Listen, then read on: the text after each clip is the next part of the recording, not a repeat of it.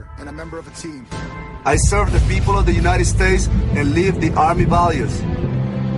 I will always place the mission first. I will never accept defeat. I will never accept defeat. I will never quit. I will never leave a fallen comrade. I am disciplined. I am disciplined. Physically and mentally tough. Trained and proficient in my warrior tasks and drills. I always maintain my arms, my equipment, and myself. I am an expert and I am a professional. I stand ready to deploy, engage, and destroy the enemies of the United States of America in close combat. I am a guardian of freedom and the American way of life. I am an American soldier. I am an American soldier. I am an American soldier. I am Army Strong. There's strong, and there's Army Strong. See what it takes at GoArmy.com. Sometimes writers feel lost, unsure why a passage may not be working. It takes another set of eyes to help us nurture our writing into full maturity. At Black Wolf Editorial Services, we strive to enable writers to develop and grow, offering manuscript critiques and line edits through a mentoring editorial style.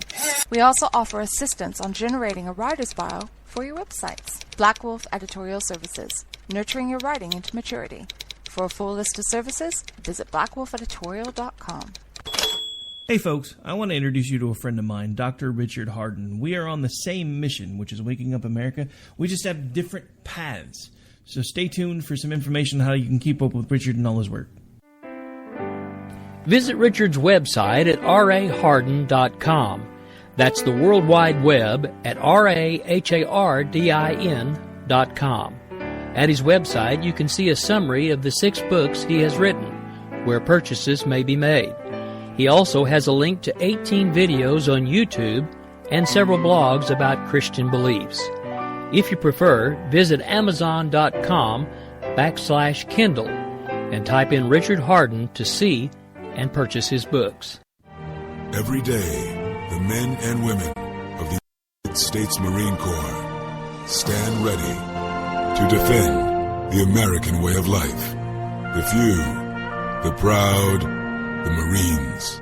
The following message contains a special offer for listeners of this station. Are you a man over 40? Are you constantly looking for the nearest bathroom? Do you wake up multiple times a night to use the bathroom? Right now, Perfect Prostate is sending out free bottles of their groundbreaking new formula to listeners of this station. Perfect Prostate Formula was developed by medical doctor Mitchell Fleischer, and its ingredients have been clinically studied to reduce your frequent nighttime bathroom visits and promote healthy urine flow. Right now, preferred customers get their first bottle of Perfect Prostate absolutely free. There's nothing to lose. Perfect Prostate is guaranteed to reduce that constant urge to use the bathroom, especially at night, and promote healthy urine flow. Don't wait. Call now for your free bottle. Just pay shipping and processing. Dial 1-800-675-0251. That's 1-800-675-0251. Supplies are limited. One free bottle per household. Call now. Dial 1-800-675-0251. That's 1-800-675-0251. KLRN Radio has advertising rates available. We have rates to fit almost any budget. Contact us at advertising@klrnradio.com.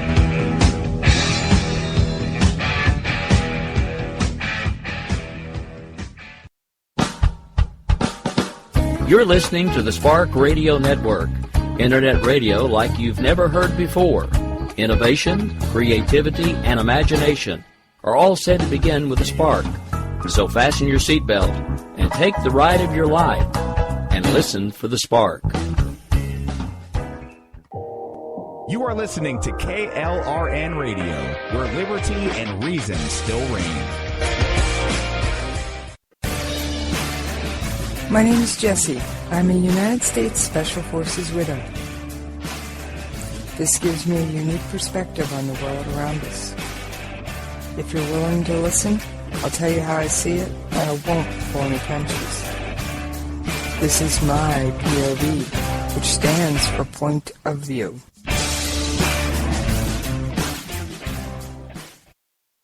All right, this is Jessie. How y'all doing out there today? Oh, I've missed you. Well, you know I miss you when we're not talking. Oh, yeah. And I'm not alone.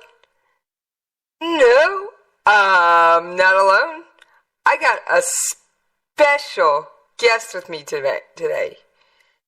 Dimitri, how you doing out there today? I'm doing great. Thank you so much for inviting me on your show. I'm excited. I am so glad to have you. I was listening to Robinson and Wright that night with bated breath. I couldn't get enough of the show. Your stories were so fascinating, but I want to hear just the stories. Hold the politics for now, because okay. I don't. Well, maybe a little tiny bit of politics is okay, because I do cover international politics and foreign affairs, but I don't cover all the regular U.S. ones. They can keep them. I'm more likely. I understand. It is difficult to escape anything that is not political with my name, you know? Oh, I'm sure you've had your battles. If my name would be Vladimir, that's the only thing that could have been worse. But Dmitry is actually also a very Russian-sounding name. And my last name is Nosarev, you know, anything with V at the end, or EV. So I've been accused of being a Russian spy quite, how can I say, a prolific amount of times. Well, I don't think so. So, what can I say? I think you followed the rules, came here legally, and you're happy to be here. Or am I missing something? No, you do not. It's pretty much the story. All right. So, what I wanted to talk about today was, you grew up, was it the USSR or was it Russia? Both. Okay, so you went through the transition. Well, you have to understand, so USSR basically was like an empire, 15 different countries put together. So it's United Soviet Socialist Republic. Union of Soviet Socialist Republics. Yep. Correct, exactly. And so Russia, or Russian Federation, was part of USSR. And then, of course, in the Christmas of 1991, USSR was dissolved. Right. And December 31st, 1991. I was fascinated with the USSR in school, and I did papers on it, so I've got a little bit of knowledge. But I actually heard a story, or a rumor at least, that you actually went to USSR. No, that's Station Manager Ann. She's the one with all the Lucky Russia stories. I've just read books. Lots of them, though. Okay, that's right. It's because they talked about that someone from the radio station went. Yep. Okay. Station Manager Ann, and she went in 1990. That was the perfect timing to go, because you had she would be arriving there at sunset of Soviet Union and sunrise of the current Russia. Historically, she couldn't pick better time to visit USSR. Yeah, the only better time would be maybe right after revolution, 1918.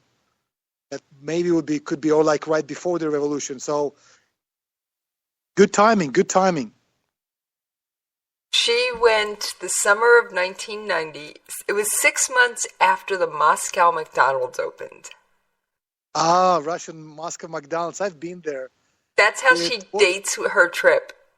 She always says, I was there 6 months after the Moscow McDonald's opened. It was a bright spotlight of American capitalism in a dark, horrible socialist nightmare. Yeah, it was amazing. And she still remembers that it cost, I think it was 21 rubles for her and 21 rubles. 21 to go to the to take herself and a bunch of friends to Moscow McDonald's. Do you remember? Did she tell you what the exchange rate was? Because Russian ruble collapsed like so many times from the original ruble. That would be interesting to find out, because I still remember Black Thursday, when the currency collapsed so much that no, thousands of rubles became pennies, or kopeiks, they say in Russia. I'd have no idea what the exchange rate was, but well, you could ask her, see maybe if she remembers. She might. She actually still has some of the USSR money from her trip. She kept it. That's great. I have some left as well. Interesting thing, I collect coins, so I found in a local Idaho pawn shop, I found some Soviet Union Olympic silver rubles. Can you believe that? From what Olympics? From 1980. So I have about half a dozen. Oh my gosh! Half a dozen of different Olympic rubles. They made one for each of the capitals of the USSR republics. I think they made also one for Leningrad, which is right now St. Petersburg. So it's pretty cool. There was like I don't remember how many total they made. I have to check, but I have about half a dozen different ones, pure silver Russian rubles from 1980. Those would be fascinating to see. Although and they were just sold. How they do that sometimes in pawn shops, what they call them junk silver. That's different silver coins, U.S. silver coins, Mexican, Canadian, European, etc. And so they just have them as bags, and they just sold them by weight. So I would usually go and kind of look through them because I know which coins are interesting for me or actually valued more than just by weight. And so I was really excited when I found those Russian silver Olympic rubles. It's my prized possession. So I have, but like I said, about half a dozen of them. Well, I've had a fascination with it, and Anne's the lucky one. She got to go. So I was just a little kid then, so I doubt I'd have had any reason to be running around Russia or the USSR. So I haven't gotten there. Been to Europe, but not been to the USSR. Well, that country doesn't exist anymore, so there's no way you even can go back there. You can only go back there in movies or YouTube videos. I'm a big reader. Or talking to me and telling you stories from the dark, evil empire of USSR. Well, I think it's a fascinating period of history. I really do. For me and for my family, I would say that there was nothing positive from that. Parts of my family were what called repressed. So they served time in gulags. Of course, I grew up during the collapse of Soviet Union, so that left a difficult mark on me. So I have seen the end of the socialist policies. What really happens when you have socialist policies introduced and practiced in the country? And so that's where my disgust and almost hatred towards socialist ideology comes from. So I'm guessing you were not a Bernie Sanders fan during the U.S. election. No, not at all. Even though with Bernie Sanders, the only way I can say he's a fool, because he calls himself a socialist, and he's not even a socialist. He's a Democrat. He's a social Democrat. There's a bunch of them running around Europe. So there's social democracy in Germany. Of course, social democracy is very strong in Nordic countries, Finland, Sweden, Norway, Denmark. I've been to Nordic countries many times. I have very good friends there. And from that standpoint, United States is also social democracy. We have Social Security, we have Medicare, we have Medicaid. Now we have Obamacare. We have a lot of we have so Veterans Affairs. So your husband serves, right? Yep, my husband is active duty now. Occasionally he sneaks on the air, but it's pretty rare. But he'll sneak on the air with me every once in a while. So he will have also some democratic socialist policies that will cover him. We're talking about veteran affairs. You also have help with. He would also have help with buying house with VA loans, and so all those policies are part of social democrats. A socialist is a completely different thing. A socialist is someone whose ultimate goal is overthrowing of capitalism and establishing socialism, which is the pathway towards communism, which is stateless, moneyless, classless society. And so that's the thing. So in reality, Bernie is not even a socialist. In a way, he presents himself as a social democrat. However, he's a socialist. He's just lying socialist.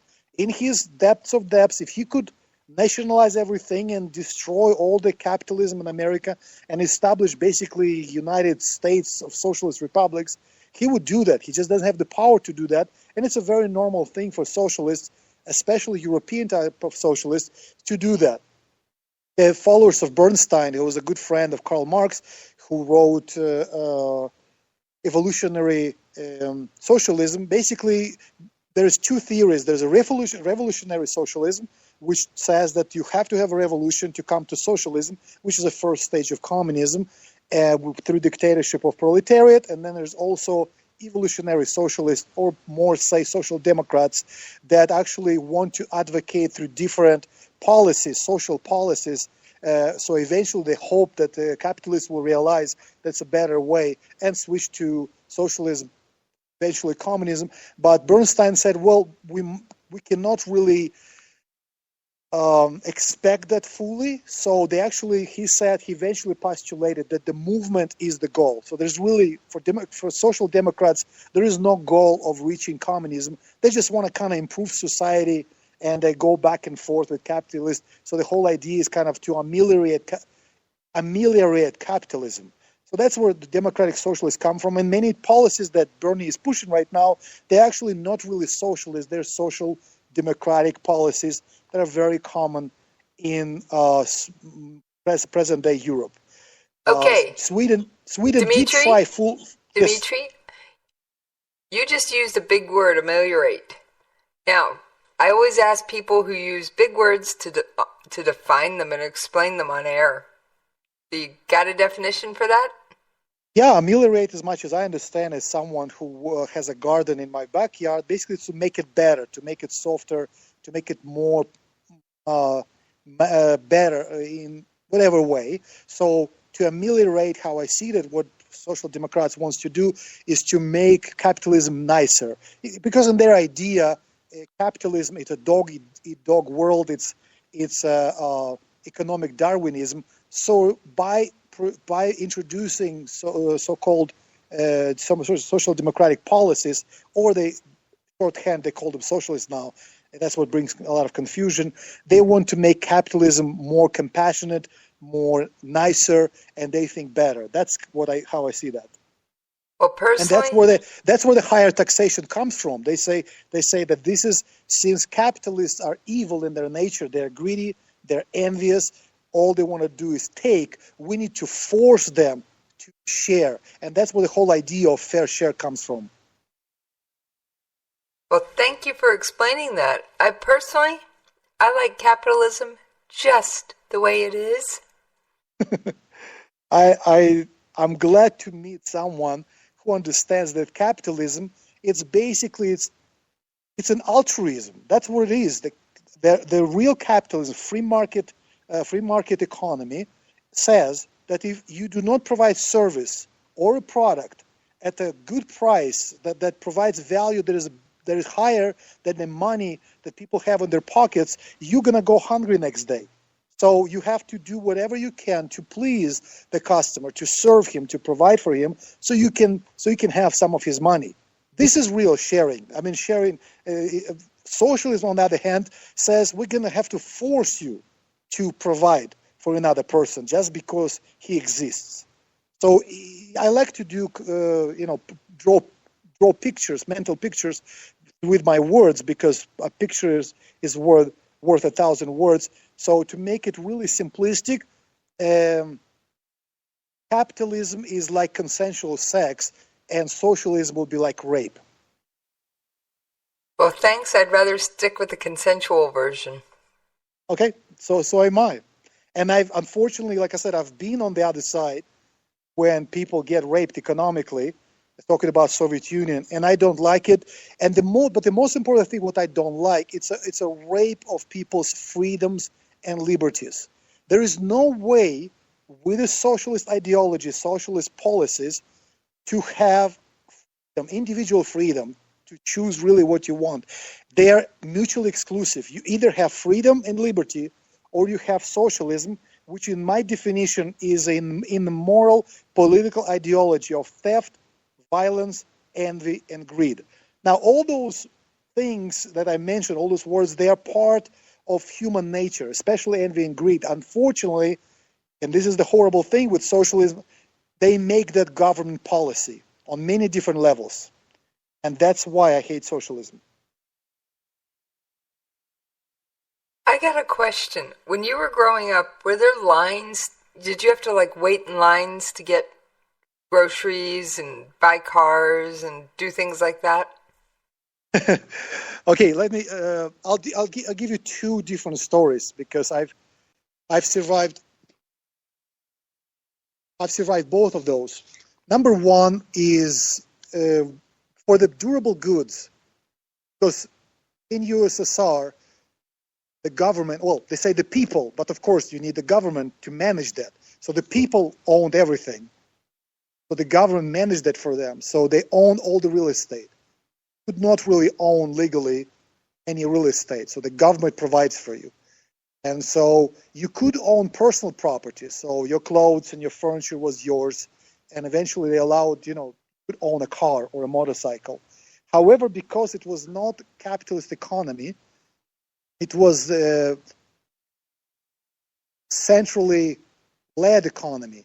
Social, the whole idea of that we're going to decide who gets what, or you can call it rationing. Because of rationing, it was very inefficient. So of course people have to wait.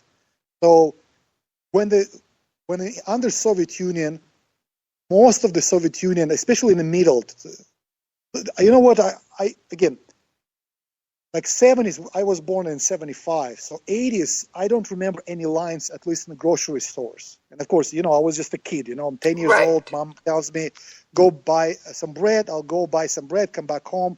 There was no line. So they were figuring out how to provide efficiently enough so people have food. However, if you need a car, you need to sign up, basically, like you said, not get in line, but kind of sign up that you want to buy a car. And then they're going to tell you that eventually when you can do that. They actually have to make a car for you, so to say. And if you remember, Ronald Reagan was joking about it, and that joke was pretty close to what was happening in Soviet Union. Remember that joke when he said that the guy finally got permission to buy a car? Even if you have money, you have to still wait. So they tell him, okay, your car will be ready in 10 years. And he goes like, do I have to pick it up in the morning or afternoon? The guy goes like, why do you care? It's so far away from now. He said, well, because the plumber said that he's going to come in the morning. Oh, wow. Yeah, and that's what rationing brings. So, of course, people become very inventive. In Russia, in Soviet Union, we said, when you're poor, you're very resourceful. So we figured out ways to go around, and especially in villages like I lived. So cities was a different story. I've never lived in a city while I was in USSR. So, but my wife tell you the stories from the city. So my wife, she's from Ukraine, from the big city of Kiev, capital of Ukraine, and I'm from the small village in the middle of nowhere in Siberia. Wow. So question, do you remember the Chernobyl accident? How did that impact life? Or were you... Yeah, and you need to talk to my wife because she lived very close to Chernobyl. In fact, her father, my father-in-law, was working with cleaning people that was coming from there, the trucks and buses. And so her family, even though socialists said, don't do that, everything is okay, because they didn't tell people that what happened. The propaganda, everything is okay. But because through rumors they find out what happened, they send them kind of far away to the eastern side of Ukraine, actually where the conflict is going on right now. So, and later on, there was some churches from England that took my wife and her sister to England. I remember, I think for a month or 2 months to help them to get rid of the radiation, something like that. You have to talk to my wife. She's a fascinating person. Of course, I was a kid then, so it happened in 80. You remember what year now? I think it's 84 or 87. Oh, I don't remember, but I can look it up real quick. Yeah, it's like mid-80s to late 80s. And so, of course, I was a kid. I heard about it, but I don't think I really cared that much. It was horrible. April 26th, 1986. 86, exactly. So that was over 20 years ago. And so, as a kid, I was 11. So I heard about it, but that's about it.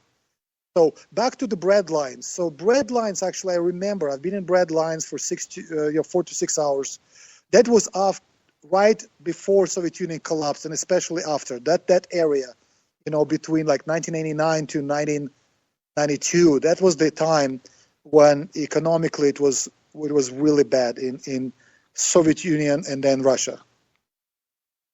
Okay, so there were some lines, and I'm sure the change from, excuse me, Mr. Frog, please exit the stage. I'm sure the change from the USSR to Russia was very much for the country a painful growing experience. Yeah, it's absolutely, again, like I said, I was just a teenager then, so I cared more about teenagery stuff. But economically, yeah, that was very difficult. So since we mentioned the Moscow McDonald's, did you ever get to go there? Yes, I got to go there later on. And funny thing is, a friend of mine, he lived in Poland. His father was an officer. And so somewhere he found a McDonald's menu. So all through high school, I had McDonald's menu with me. Kind of sounds weird now, actually. And so when I get hungry before lunch, I'll pull it out and look at Big Mac and Quarter Pounder and fries and milkshakes and ice cream. And so that was kind of part of me. I think that's where it came, just thinking about America as well. And so I kind of decided that someday I'll hopefully I can go to America and eat at real McDonald's. So in 1997, October 97, I came to U.S. One of the first places I went to was McDonald's. And I ate there and I thought, this is not that good, and never went back. Well, but I like it. I really like In-N-Out Burger. Hey, I think all Americans have their fast food things. Like, I'm not a huge. The only thing I really love from McDonald's is their French fries, but they've got to be piping hot and fresh. And I like to dip them in the sweet and sour sauce they give you for dipping sauce for the chicken nuggets. Nice. Actually, sounds really tasty right now. I haven't had lunch yet, so. Well, that makes two of us. I'll try not to make you hungry on air. Yeah, exactly. Man, Yeah. Let's switch to something else.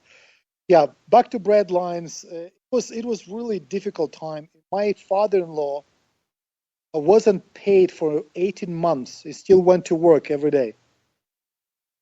How could they get away with not paying people? They said, next month, and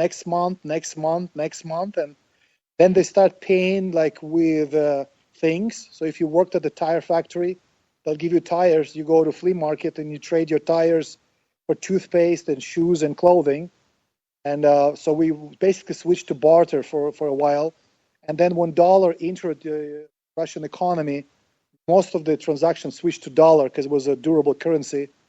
And I don't know right now, but for a while, everything was denominated in dollar. Even if you have to pay in rubles, they still put it like you have to.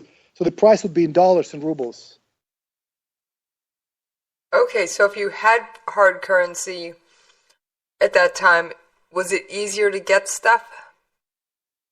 not just the problem is not an easier. The problem was with inflation. At one time, we had double-digit inflation monthly, not yearly, monthly. And so I actually traded dollars. I would buy dollars in the morning, then sell them in the evening, and make a good spread.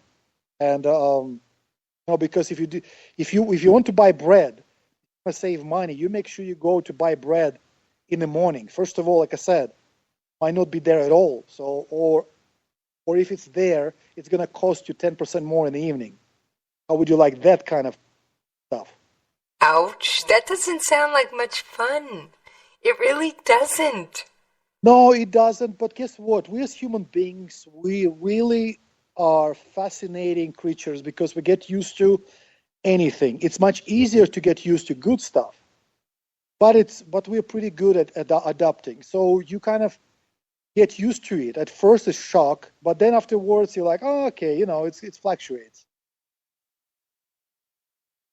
So, what?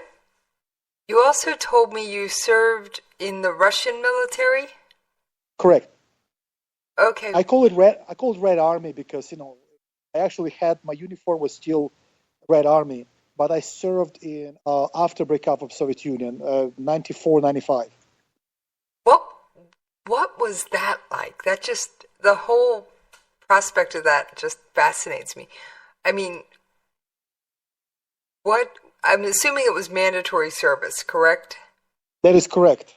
And how many years? At that time, I was lucky because they kind of fluctuated between 2 years to 3 years to 1.5 years. I ended up serving when it was just 1.5 years. Okay, so what was it like? First of all, did you guys get paid on time? No, first of all, when you serve, because it's mandatory, and that's going to fascinate you, I got paid. Tell me to compare it. So basically, what's above private? Like a little notch above private. What's the designation? Corporal. So I was private, but I was paid as a corporal. So privates got paid even more. I'll get paid monthly, and that was not enough to buy a loaf of bread. A whole month's pay wasn't enough to buy a loaf of bread? Yeah. Well, you have to understand, right? Russian military. I don't know how it's right now, but when I served, it was still like Soviet military. So to be honest, it's more like a mandatory prison sentence because we were on base. You can only go off base very seldom, maybe once a month for a few hours or a day, and then you would have once a year. You would have a few days they're going to let you go off base. Otherwise, you live, sleep, and do everything on base. You have no right to leave because then you AWOL and then you're in trouble. So, and of course, talking about socialism, they use military many times as the free labor force. So for example, I was an army engineer, so we were working on railroads and working on tram trucks in the city. So when they need to repair something, they would just get us, to get the whole battalion, and we just go and fix it. And in fact, this is one of my most impressive physical feats because we need to replace a few miles of railroad over the weekend. So everything is ready by Monday. So I worked for 72 hours straight. 72 hours straight? Yep, the whole battalion worked. No sleeping, just drinking water and little food here and there. We were not stopping even for that, just kind of grab on the go, quick break. And from what I remember, by the end of that time, people were just dropping, and we do everything by hand, no machinery, just laying, taking off old stuff, putting new stuff, everything by hand. And so we were able to finish it. I still remember we finished it at late on Sunday, and so they gave me a leave for 2 days, and I slept for 28 hours. Wow! I didn't know I could stand. I didn't know I could physically work hard labor for for that long, because I actually survived, and didn't collapse like some guys. But I also had no idea I can sleep for almost 2 days, because I actually came on Sunday, fell asleep, and I woke up on Tuesday. That's insane. First of all, I can't imagine working 72 hours. I mean, I've stayed awake for 24, even 36 hours when I've had stuff to do, or I'm staying awake waiting for something, or I'm busy doing something. Yeah. But after that point, it starts to really take a toll on you. But 72 hours? Well, you have to remember that the mandatory age of induction was at that time 18. So I was drafted when I was 19 because of certain circumstances. So for 18, 19-year-old guys, that's a perfect time to keep them awake, because this is most guys at that age, they think they're invincible, and you do have the energy to plow through. You try to keep me up right now for 24 hours, and I don't know if I'll be able to. I know I can do 24 hours, but afterwards, I crash and burn. I'll sleep for a good 12 to 18 hours afterwards. Because when my husband has 24-hour shifts, I frequently will pull the same thing just because I deliver. When he's on a 24-hour shift, I'll take him food. He'll eat breakfast at the house and go start his 24-hour shift. Then about 6-7 hours later, I show up with lunch, come home, get dinner pulled together, and then 6-7 hours after that, I show up with dinner. And then usually about 1-2 in the morning, I'm showing up with a late night snack and some energy drinks. Yeah, I understand. There was no energy drinks then, but they gave us kvass. There was unlimited kvass. You know what kvass is? No, do tell. It's a Russian drink. You can still get you can check online. You can still order it. It's like it's a Russian drink. It's more, the closest thing would be kombucha, probably the closest thing to kvass. It's kind of a lightly fermented drink. So it's that's what we had unlimited that. Good thing that came out of that, I was really ripped at that time. I mean, you could see veins everywhere, six-pack and so forth. So that's the only good thing that came out of it. Well, at least something good came out of your military service. You got in shape. Yes, exactly. That would be good. Yeah, it's in Russia we have a saying that the military is a very good school of life, but it's better to do it. How we call it, like mail order, something like that. I don't know how to translate. Like do it not the real thing, but just kind of learn about it. Exactly. It's better to kind of read about it than live it. Exactly. That's so in Russia we say, no one speaks Russian, so there's no point. Yeah, but the idea is it's better to do it off campus, something like that. Right. So that is a fascinating story. So what was it like making the transition from Russia to the U.S.? I'm actually I'm a missionary. Basically, my church from Russia sent me as a missionary to North America, and that's Mexico, U.S., Canada, and that's what I first I moved to Mexico, and I stayed there for almost a year, and then we moved to U.S., and so I've still traveled to Mexico and Canada, but I'm based out of U.S. Coming here, well, let me tell you this: Mexico was a huge upgrade in lifestyle coming from Siberia. Okay, you're going to have to tell me a little bit about where you grew up in Siberia, because this is just fascinating. Okay, how much do you know about Siberia? I always think of gulag, cold, and dark. Okay, now I'm talking about geographically. The Siberian region's actually pretty huge. Not all of it is cold and dark, but that's what the image from all the movies and stuff that they always portray. Yeah, I understand. Yeah, Siberia is a huge territory. I mean, the size of Siberia, basically, it's almost the size of continental U.S. That's huge. You have to understand, Russia is the largest country by territory. 11 times. You just cut out a little bit there, Dimitri. Russia territory is the largest country by landmass. It's 11 time zones. And I have trouble juggling 4. Exactly. So that's what how long Russia really is. So I'm kind of like, I was right in the middle. I actually grew up, like I said, more of a central southern Siberia, not the northern Siberia. And so since you don't know much, have you heard of Novosibirsk? Heard of it, yes. Yeah, so kind of in that general vicinity. Okay. So you weren't in the really cold section. You were in a section that had at least a summer and a winter. Correct.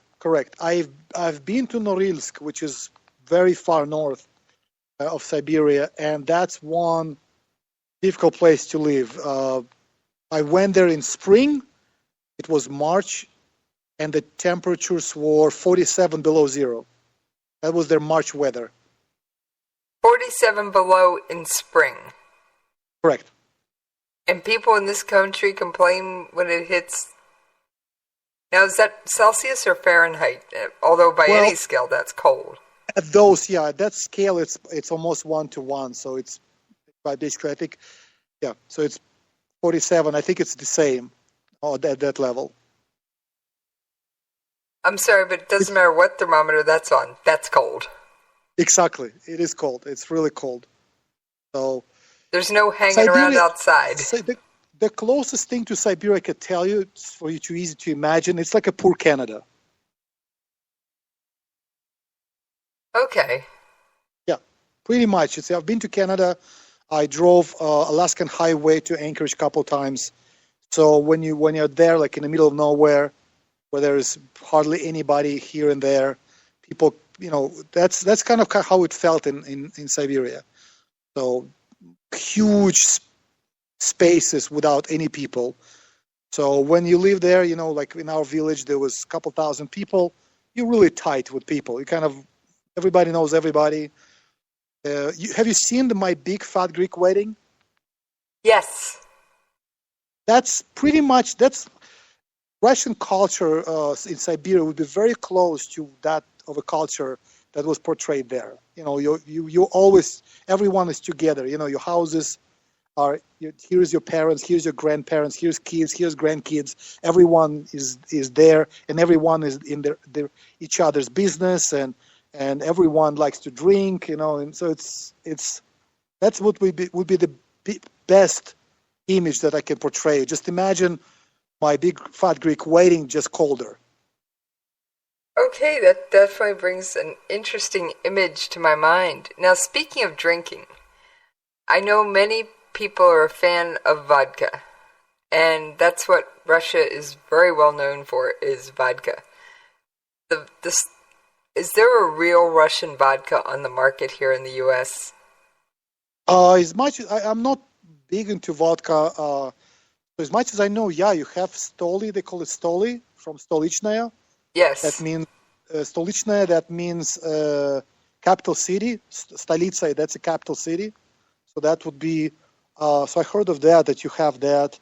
Again, I'm not an expert into that realm at all. So you probably can Google and figure out. I'm sure there's something else on the market, but from what I understand, Russian vodka is not high quality vodka. From what I heard, just a cheap potato or grain vodka. So just because they haven't distilled it well.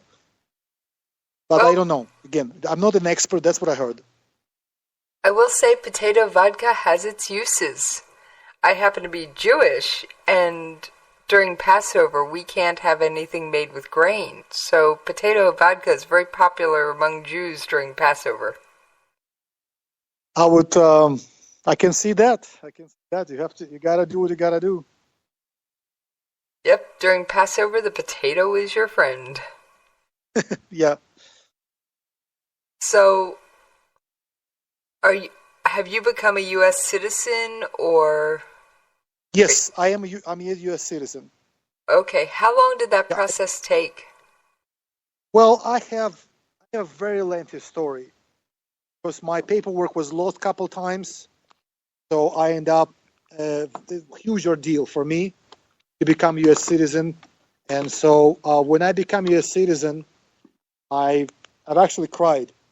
When I got everything went through, and they said, anyone wants to say anything, and nobody else wanted to say anything. There was probably about 40 people there, and I said, I want to say something.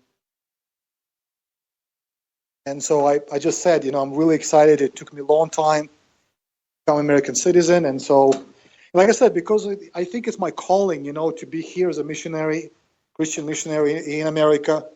So it's just like God gave me a special love for American people. That is, I have my natural love for my Russian people because I was born there. But actually, that special love that God gave me for American people is on a totally different level. So I consider myself an American through and through. Oh, I totally understand what you're saying because I'm Jewish, so I have a very strong emotional connection to Israel, but America will always be my home. It will always be my country of birth. And it will always be the country I claim no matter where I travel under any circumstances.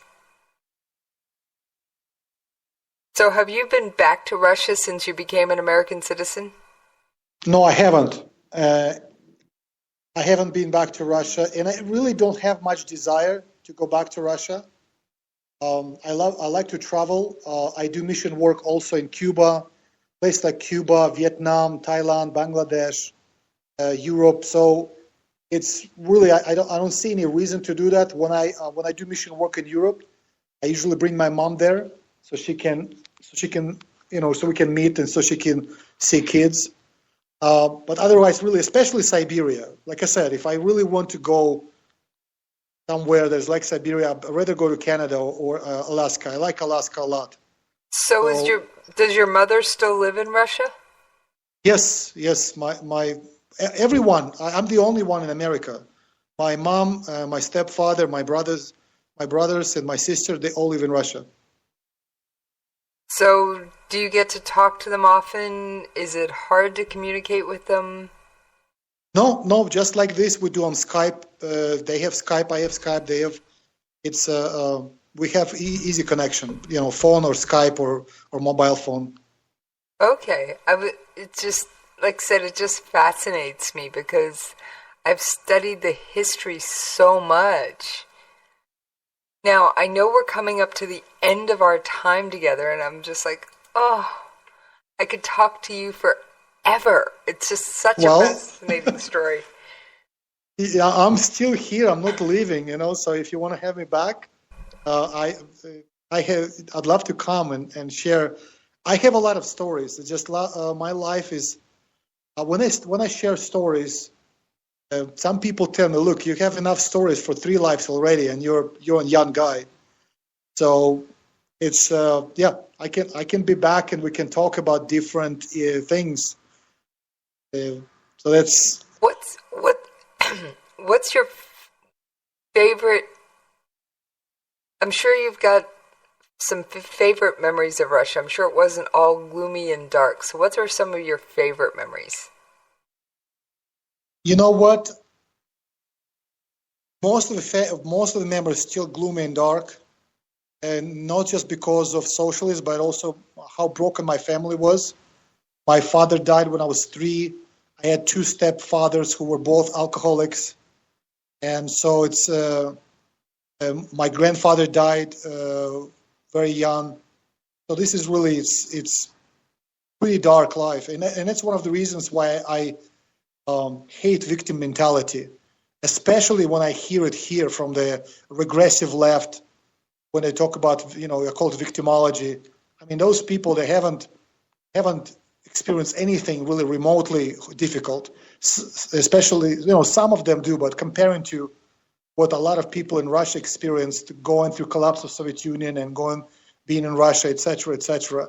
And I don't consider myself a victim. I do not want anybody to feel sorry for me because I embrace struggle. So on one side it was difficult. On the other side, I appreciate everything I went through because it made me who I am, and it created in me things that allowed me to become a better person, a more compassionate, more loving, more caring individual.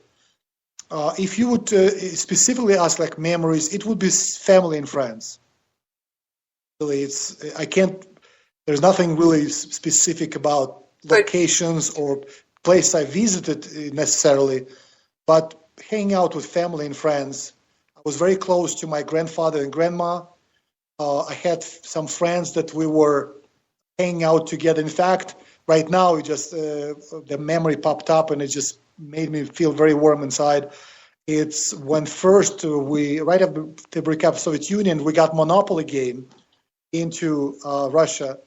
And so that became our favorite game. There's about half a dozen of us, 4 to 6 guys, that will get together after school. And we've done it for months on end, I remember right now. We just get together and play Monopoly for hours and hours and hours on end. And so when I always knew after that I'll be in real estate. And so right now, part of my income, I actually play Monopoly in real life. Oh, no, that's fascinating. And that's something you couldn't have done in Russia. Well, of course, right now we can do everything. Russia right now is you can, I don't know if it's free economy. It's definitely not. It's a different story. But overall, it's built like a capitalist country, at least an idea. So right now you can own real estate because they privatized, everything got privatized. So, of course, I can do the same thing right now in Russia. The problem with Russia is insecurity. So when you own real estate, there's a lot of other things that make it much more difficult to play that. And what I like about America is because everything is so secure. It is this whole Judeo-Christian foundation that's still here of people trusting one another and doing and honoring contracts and doing the right things. Again, in general, that makes everything much easier. When people ask me why are you in US in America, just from economical standpoint, because right now you can own exactly the same things or even more in Russia, because economy, even though it's not as stable, you can actually have more opportunities to make money because it's not as regulated as United States. And so I said, look, there's 2 things you cannot buy outside of America. Number one is culture. And when I say culture, I specifically mean Judeo-Christian culture as a foundation. And then, of course, the culture of liberty, the whole Constitution of the United States that I admire so much, that pursuit of life, liberty, and pursuit of happiness, or originally was pursuit property. So how sacred property is and individual rights. And the whole idea of the small government and the people self-govern, it is fascinating, and it's really, really changed me and my attitude towards life and towards government, becoming specifically growing up as a socialist, where the idea was that the government provides for you everything. That is from cradle to the grave, the government takes care of you. Coming here, experiencing freedom, it's the greatest feeling in the world. The opportunity just to come here and with nothing. I came here with 2 bags, my little family, a couple $100 in my pocket. I was able to build a nice life for me and for my family. That part really fascinates me. So the culture, you cannot buy it anywhere. I've been to 20 plus countries, and some of them are really nice countries. I really like Singapore. I do really like the Nordic countries. Some places in Europe, even Southeast Asia. Those places I really like. Japan was impressive, but there's nothing culturally like United States. And number 2 is infrastructure. I really like how infrastructure works here. Overall, until now, it's still the only headache I have is to find customers and serve them well. That's the only thing. I don't have to jump through so many hoops that I have to do in so many other countries. And that's, again, going back, why Bernie Sanders scares me the most. He is the most dangerous politician in the United States right now, because he's trying to destroy the fabric of the United States, who we really are. I feel there's a lot of groups that are trying to destroy the fabric of this country, and I have to say that my patriotism is very deeply rooted, because you didn't get to hear my show intro because I had it turned off, but my current husband is my second husband. My first husband was also a member of the United States Armed Forces. He was Special Forces, and he was killed in action. Wow, I'm sorry to hear about that. My first wife was killed in a car accident. So my current wife is my second wife as well. So I lost a loved one. So my condolences and my respect to you. Well, like I always say, I'm a tough cookie. It takes a lot to make me crumble. That's a very good saying. Hey, I lived through the knock, and that's one of those things. It's a life-changing moment for sure. Just like you getting your U.S. citizenship was a life-changing moment. Yeah, something I'll never forget, but I'm still in some, I'd never want to wish that on anybody else, or the hardship of going through that. Mm-hmm. But I also wouldn't trade it, because it's made me who I am now.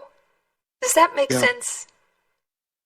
Perfect sense. I'm the same way. It's when I hear myself saying those things to somebody, the way I'm shocked, but I know that I'm 100% honest when I say that if I would have an option not to go through that, I probably still choose to go through this, because of who I became as a person, as an individual, as a citizen, of losing a loved one and living through that and experiencing that. So it's kind of a weird thing to say. Of course, if I would be actually faced with that choice for real, would I? But right now I have a wife that I love immensely, and she loves me. We have three little boys together. So would I give up that? Do you understand where I'm coming from? Exactly. And everything in your life puts you at this moment in time right here, right now. So you don't want to change anything. All right, Dimitri, I have blown well and truly past my commercial break. So we're going to take a quick commercial break. Or do you have to go real soon? I have to go real soon. So I have to leave in about 3 minutes. So okay, then forget the commercial break. We're just going to keep on rolling, guys. You got a special commercial-free episode of Jessie's POV, Saturday's Slowdown. So, Dimitri, if you could tell everybody listening 3 things that you think make this country great, what would they be? 3 things.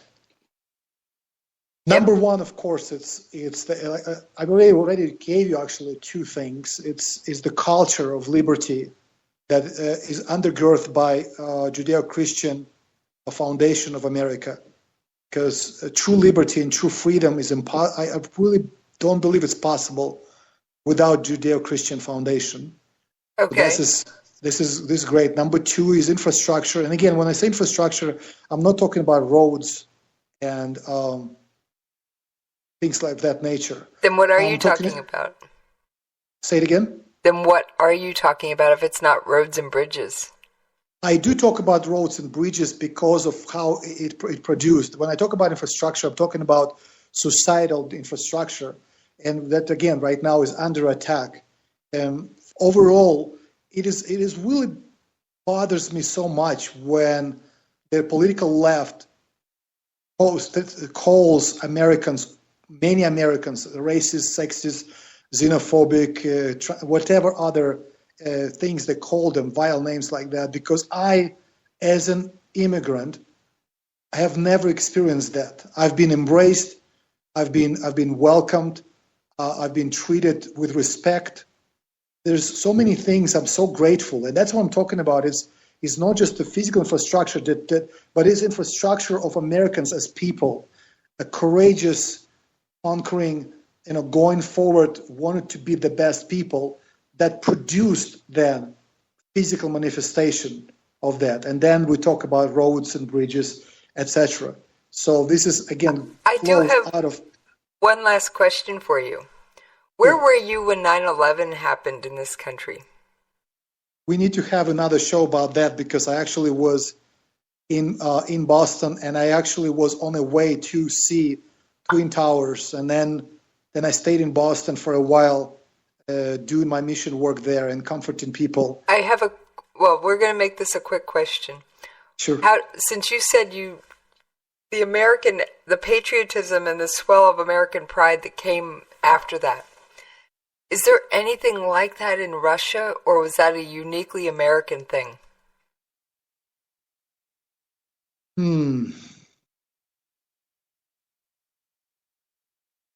No, it's not uniquely American. That would be number 3, actually, what I would say. American exceptionalism, I really believe in that. I truly believe that America is a special country.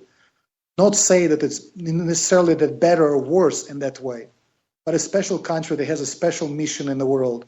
I personally believe it was given to America by God. This is where I'm coming from. And so, but if you just compare patriotism across the board, it is everywhere. Every country would have people that will feel very strongly about defending and protecting their country, and so certain camaraderie, especially when bad things happen. Back to Soviet Union. Under Soviet Union, of course, we still had a large population that was Christian or Jewish or other, persuasions, even under Soviet Union. And so, and of course, the socialist government, most socialist governments, they are anti-God and anti-religion. They were trying to eradicate, Christians and Jews, etc. However, when they were attacked by German forces under Hitler, everyone pushed away any differences that we had, and we together stood up as Russian people to fight for our freedom and to fight for our survival. So and I've seen it when I read about other countries, again, like Israel or any other country that is in that kind of fight for their life when they are attacked. Each country has that spirit that rises up. So I'm going to Vietnam in a couple of months, and Vietnamese people the same way. Very proud people, very proud of their country and their traditions and their cultures. But I would say number 3, what makes America special, it's that American exceptionalism, where it's almost like Americans feel responsibility to be good in the world. And I forgot what's his name. There was a French traveler and writer that was here years ago, and he said, America is great because America is good. And when America will stops being good, it will stop being great. And that's what I'm talking about. That exceptionalism is understanding that there is certain goodness in American people and Americans. And so we as Americans, we need to continue that tradition. Again, not in a way that we're better and we should be in charge, but in a way that we are the force for good in the world. Well, I think that's a great place to end the show. Now, can you tell people where to find you online when you're not hanging out with me? Like I said, I'm not to you before the show that I'm not hiding. My name is Dmitry Nosarev.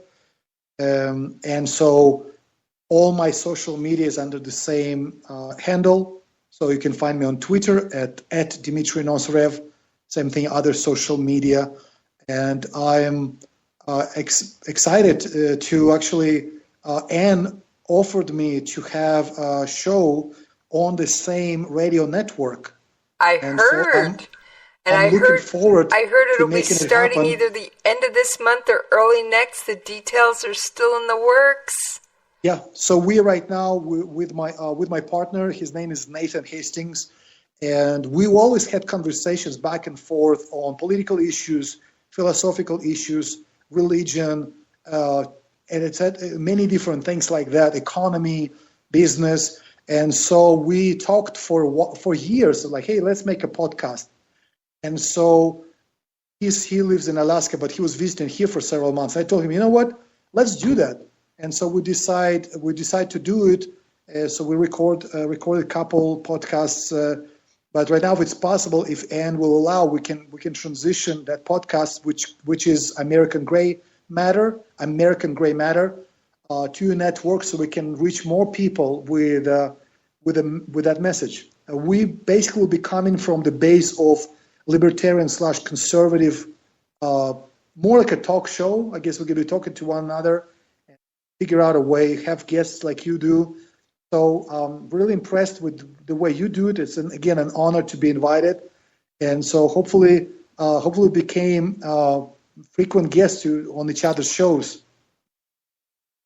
Oh, hosts often bounce all over the place. I have inserted myself more than once on a show, sometimes without even checking with the host in advance. But that's usually Rick that I'm horning in on. All right, now before I go, I have to make 2 announcements. One, I need to give a shout out to Scott Harvath. Now, for those of you who are new or first-time listeners to the show, Scott Harvath is a retired NYPD sergeant and a 9/11 first responder battling stage 4 esophageal cancer. You can find him on Twitter at Scott Harvath, SCOTTHARVATH. And this weekend, and this is February 18th, this is the last weekend to enter to get station manager Anne's own coffee mug. All right. Dimitri, any parting words? I actually like from what I understand, Donald Trump kind of borrowed his slogan, "Let's make America great again," from Reagan. Am I correct? It was a very similar slogan, yes. Yeah. And I actually like that slogan a lot, and I think it's one of the reasons why he won. Whether you agree with his policy or not, he's a tremendous marketer, and there's a very easy way to market his ideas, even though some of them didn't fit into that box. But the whole, the "Make America Great" Trump train, and for me, a lot of people on the political left, they're saying right now, there's like, well, America was always great. And we just talked about America was always great. And so I think a lot of people don't understand what he meant by that. Or maybe he didn't mean that, but that's how I see it. When he says, "Let's make America great again," it's not about certain year, 1980 or 1880 or 1780. It's not about certain moment in the past. It's more about that what I was talking about, that attitude in an American heart to be proud to be an American, to understand that we are good, that's why we are great, to understand that we have foundations that are important, and to understand that our form of government and constitution and the way we set everything up, this American experiment, is something great. And that's what I want to say in that way. Let's go out and make America great again. All right. Well, for any of you playing along, that's an amazing way to end the show, Dimitri. And just as a reminder, folks, you can find me on Twitter at Jessie's POV, or you can email me at the station, Jessie's POV at klrnradio.com. And on that note, Dimitri, I think we're out of here. Okay.